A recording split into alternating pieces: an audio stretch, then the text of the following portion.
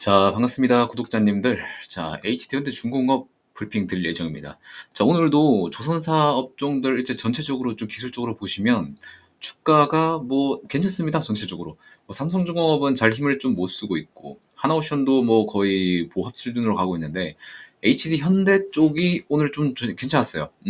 HD한국조선해양 같은 경우에는 밑골이 강하게 말아올리면서 올라와줬고, HD현대 중공업도 밑골이 말아올리면서 시세 다시 19만 원 안쪽으로 좀 돌아와줬죠. 근데 거래대금만 보시면은 여러분들이 막 엄청 유의미한 그런 부분이라고 보시면 좀 어려운 것도 있지만, 그래도 주가 분위기 자체는 좀 괜찮았다라고 좀 보시면 될 것 같아요. 자, 그리고 영상 시작 전에 제 채널 조회수 대비해서 구독자가 그렇게 많이 늘고 있지 않습니다. 제가 조회수보다도 더 중요하게 생각하는 게 여러분들이 구독을 눌러주시는 것들을 굉장히 소중하게 느끼고 있기 때문에, 여러분들께서 영상 내용이 마음에 드셨으면은 꼭 구독은 한 번씩만 눌러주시기를 요청드리면서 바로 조선사 브리핑 드리도록 하겠습니다.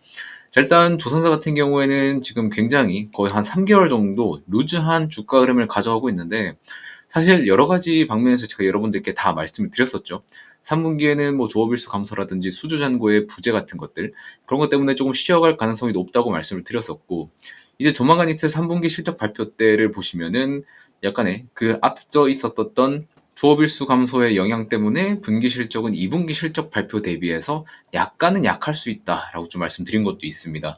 자, 그러면 우리는 어차피 어느 정도 수치가 나올 거는 다 알고 있고, 그럼 우리는 지금부터 조선사에 어떤 거를 봐야 되냐가 제일 중요하잖아요. 그러면은 우리는 리스크와 앞으로 나아갔을 때 어떤 매출을 더 올릴 수 있냐, 이 두 가지 포인트가 제일 중요한 겁니다. 그래서 항상 제가 여러분들께 이런 뉴스 같은 것들을 띄워드리면서 지금 조선사의 약세와 강세가 어떤 건지 말씀드리는 이유도 다 그런 거예요. 이런 것들을 보고 여러분들이 장기적인 주가 추세를 살펴볼 수 있다는 겁니다. 맨날 이제 막 중국 조선사의 기술력이 올라온다, 이런 뉴스가 나오면서 조선사 주가를 조금 압박하는 그런 뉴스가 나오고 있는데, 근데 사실 중국 조선사들도 지금 기술력이나 양적이라든지 그런 부분에서 굉장히 치고 올라오는 거는 맞아요. 그래서 이러한 부분들을 한국 조선사들이 어떻게 방어를 해줄 수 있는지, 이게 제일 중요한 포인트입니다. 자, 그리고 중국사에서 못 들어오는 부분도 있어요. 분명히. 어느 부분이야? 미국 시장이죠. 미국 시장은 중국 조선사가 못 들어옵니다.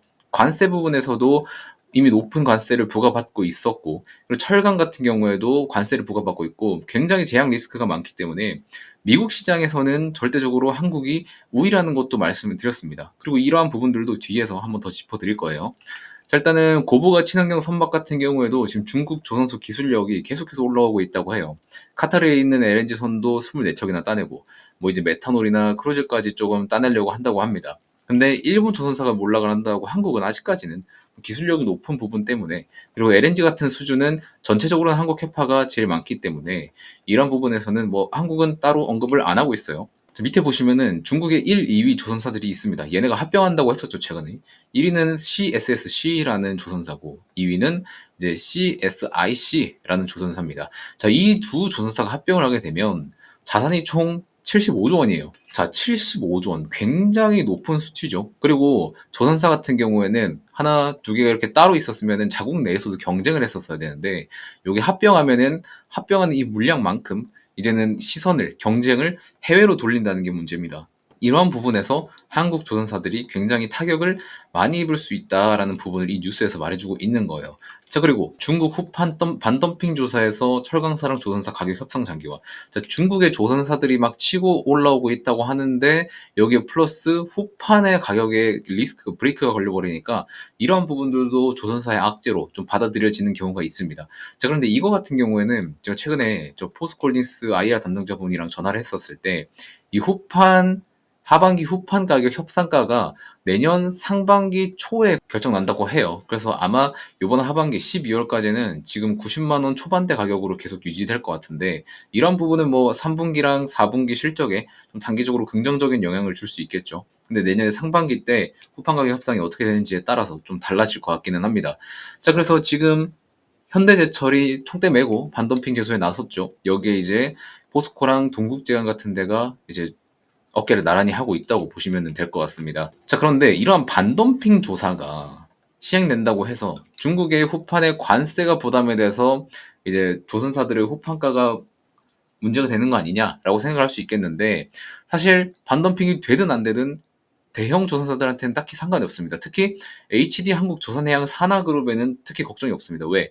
HD 한국조선해양 같은 경우에는 보세구역을 이용하기 때문에 관세를 물지가 않아요. 그러니까 관세를 물지 않는 보관 창구가 따로 있는 거예요. HD 라인 쪽에서는. 근데 그 외에 하나오션이랑 삼성중공업은 이게 없습니다. 그래서 중국 쿠팡 반덤핑 관세가 부과가 되게 되면은 타격을 제일 받는 쪽이 하나오션이랑 삼성중공업 쪽이라고 보시면 되고, 한국조선해양 산하에 있는 HD현대중공업이랑 미포 같은 애들, 그런 애들은 딱히 관세 적용을 안 받는다고 보시면 되는 부분이에요.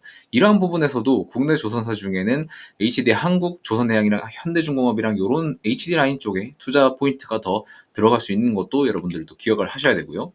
자, 그리고 HD현대중공업이 최근에 VLAC 두 척을 수주를 받았었던 데가 지금 나왔는데 시도상선이라고 합니다. 시도상선이 홍콩 이제 조선사인데 상선그룹인데 이쪽으로 납품을 했다고 해요. 이런 것들도 나오면서 이제 홍콩 쪽으로도 이제 발주가 나오고 있다. 홍콩은 특히 시도상선은 암모니아 운반선 발주한 게 이번이 처음이에요. 근데 처음 계약한 선박사에서 퀄리티가 좋다고 하면은 추가로 이후에도 HD현대중공업 쪽으로 발주를 계속 넣을 수 있는 부분도 여러분들이 좀 고려를 하셔야 된다라는 것도 말씀을 드리겠습니다.